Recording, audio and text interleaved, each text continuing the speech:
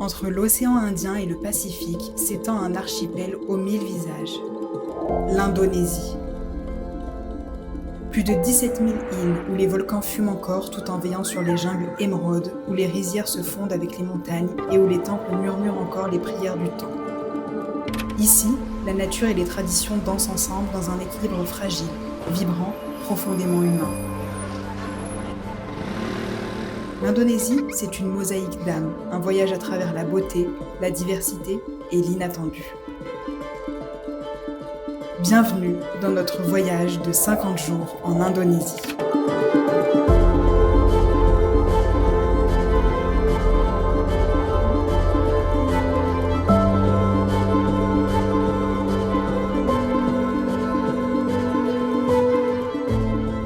Alors, aujourd'hui nous sommes le jeudi 9 octobre, donc hier nous avons fait la route depuis Yogyakarta jusqu'à Jepara en navette privée. Pourquoi nous avons fait une nuit à Jepara? Parce qu'à Jepara il y a un port. Ce matin nous avons pris un ferry de 2 heures et nous sommes aux îles Karimunjawa. On a 8 jours ici, c'est énorme. On a trop hâte de découvrir l'île parce que c'est vraiment une île paradisiaque, plage de sable blanc. Les fonds marins ont l'air d'être incroyables aussi, donc je pense qu'on va faire pas mal de snorkeling, donc trop bien. Là il est presque 14 h, on a loué un scooter, donc là on attend qu'il arrive à notre hébergement et on va aller commencer à découvrir. C'est parti, nous avons loué notre premier scooter pour 3 jours.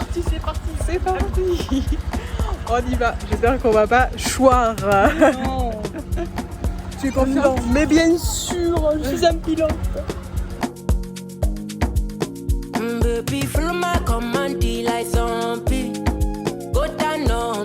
Nous enfourchons donc notre premier scooter et partons à la découverte de l'île. Les îles Karimunjawa, c'est un petit paradis encore préservé au large de Java. Une eau turquoise, des plages de sable blanc, des récifs coralliens incroyablement riches et une atmosphère paisible, loin du tourisme de masse.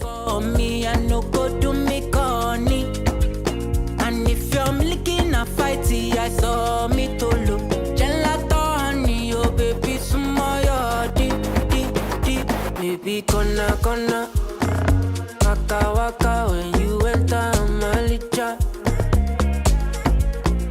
Baby, gonna will you give me sugar? Wala.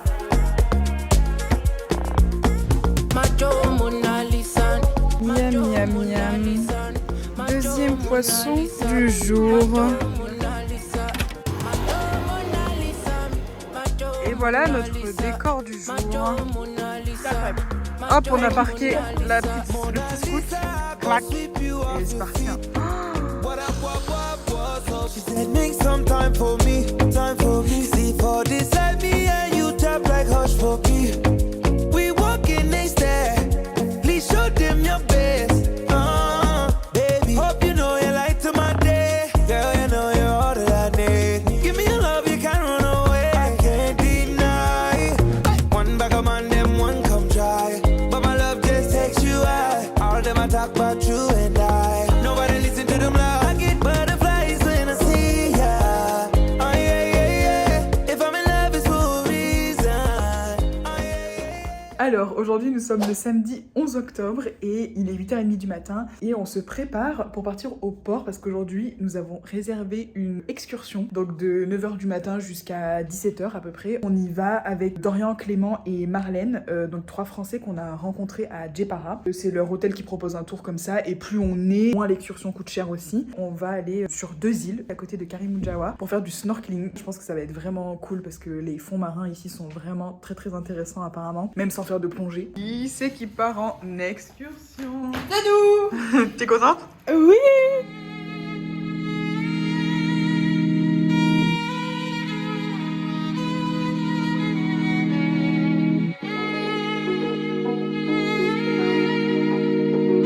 London.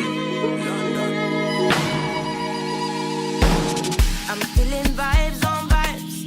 I'm a ticking dynamite. I blow your candle lights. You know I'm just that type. No, them no fit kill my vibe. Them no fit kill my vibe.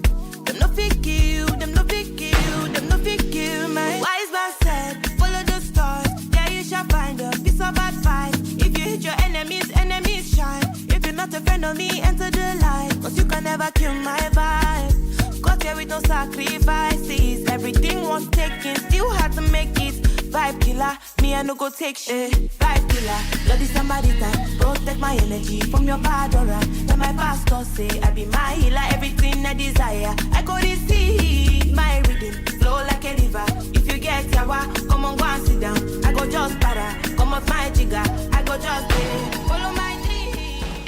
Aujourd'hui nous sommes le dimanche 12 octobre. Hier notre journée snorkeling s'est vraiment hyper bien passée, c'était vraiment très chouette. On a vu des magnifiques coraux, des magnifiques poissons, on a même vu une tortue rapidement, mais on en a vu une. Nous on adore l'eau, on adore être dans l'eau, donc c'était un bonheur tout simplement. Le truc un peu moins bonheur c'est qu'on a vraiment cramé, mais moi je prends pas beaucoup de coups de soleil, mais là je pense que vous voyez que c'est vraiment rouge, le dos c'est terrible. Là en dormant on a eu mal et tout, mais bon c'est fait de toute façon, donc voilà. Et aujourd'hui est un jour un petit peu particulier puisque j'ai 26 ans, aujourd'hui c'est mon anniversaire. Là on s'apprête à partir de ce logement là. Léa m'a réservé une petite surprise. Donc je ne sais toujours pas où on va dormir pour cette nuit. On y reste qu'une nuit, c'est juste pour la nuit de mon anniversaire. Je vais découvrir en même temps que vous finalement.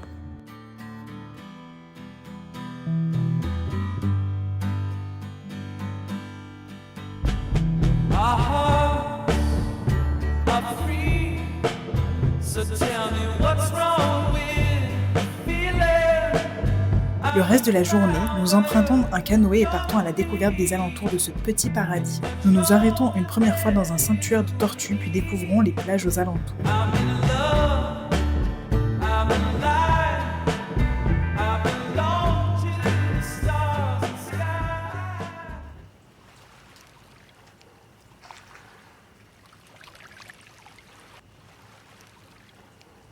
Alors je vous fais quand même un petit room tour de notre chambre quoi.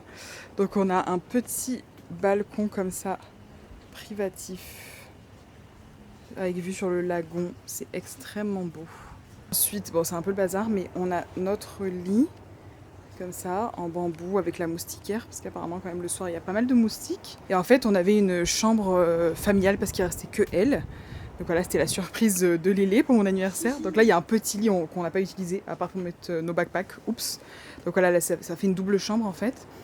Et après, hop, la salle de bain, qui est juste trop belle. Regardez-moi ça. C'est trop beau. Avec le petit coquillage, le gros coquillage en guise d'évier. Et puis après, hop, il y a les toilettes et la douche, s'il vous plaît, la douche. Vraiment, c'est magnifique. Vous avez fait un bon choix. Je suis pas peu fière.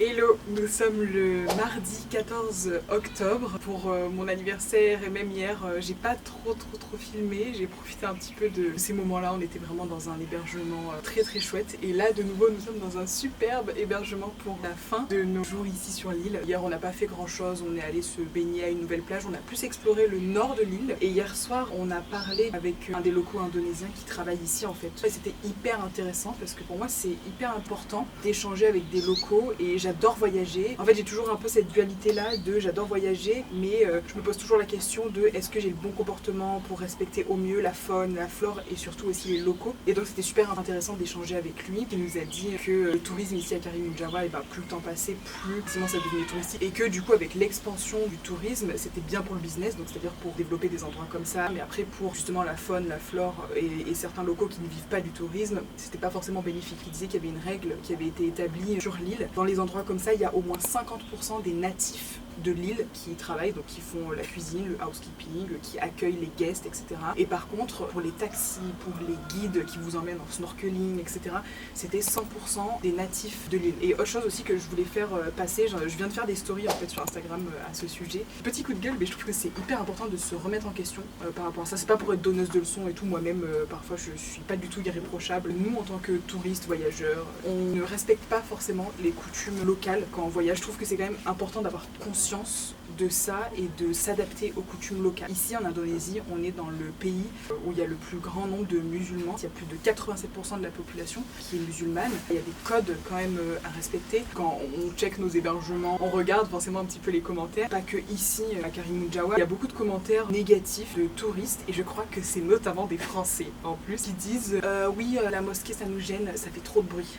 Alors moi je suis extrêmement choquée par ce genre de commentaires parce que, encore une fois, on vient dans un pays, on voyage dans un pays, c'est à nous de nous adapter et ça ne devrait jamais être l'inverse, les locaux qui s'adaptent à nos modes de pensée, à nos modes de vie occidentales. Enfin ça c'est quelque chose qui me met un peu en rang, et on en parlait encore hier avec Léa et voilà, je faisais des grands gestes et tout parce que ça m'agace. Je trouve que c'est important d'en parler, c'est important de se renseigner sur les coutumes, la culture locale, de s'y adapter au mieux, d'essayer en tout cas. Ce sera toujours bien reçu si vous essayez de faire de votre mieux, comme je vous disais tout à l'heure, on n'est pas irréprochable. Bref, aujourd'hui on va reprendre le scooter et continuer encore plus au nord de l'île. On va découvrir un peu, se baigner, chill là. On est parti, là sur la bande.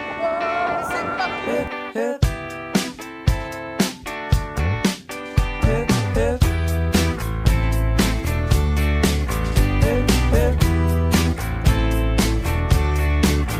Bon là du coup on a bientôt fini la petite marche dans la mangrove.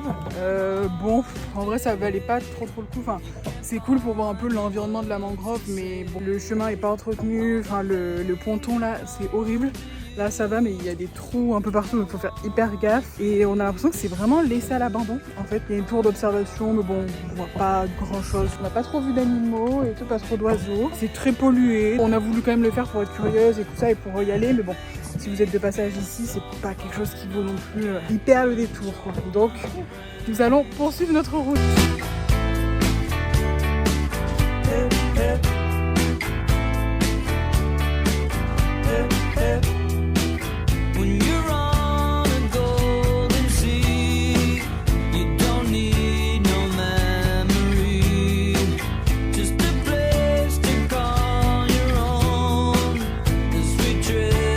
Aujourd'hui, nous sommes le mercredi 15 octobre et c'est notre dernier jour complet sur l'île. On s'en va demain, donc là, vous voyez, on va reprendre le petit bolide.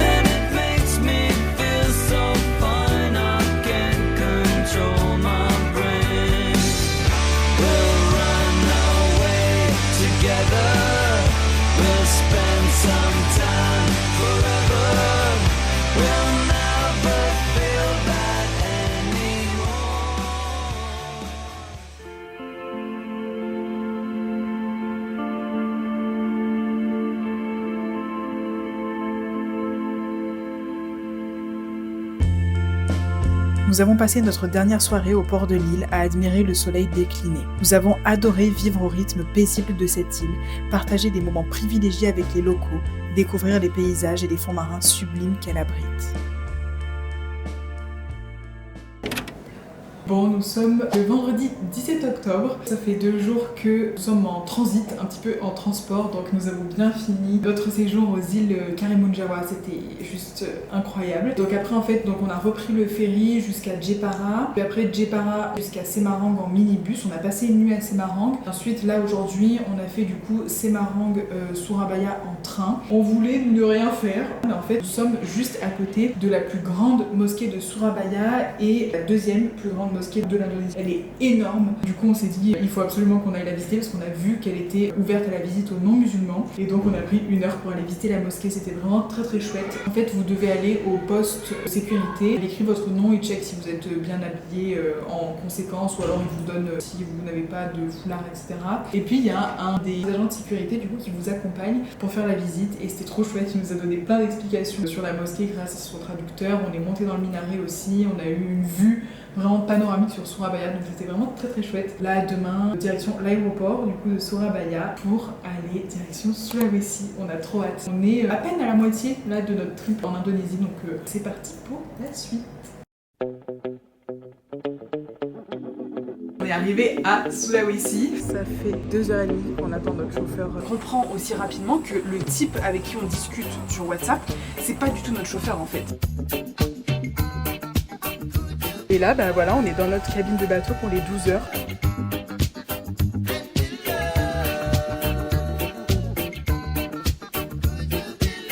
Parce que j'ai été archi malade toute la nuit.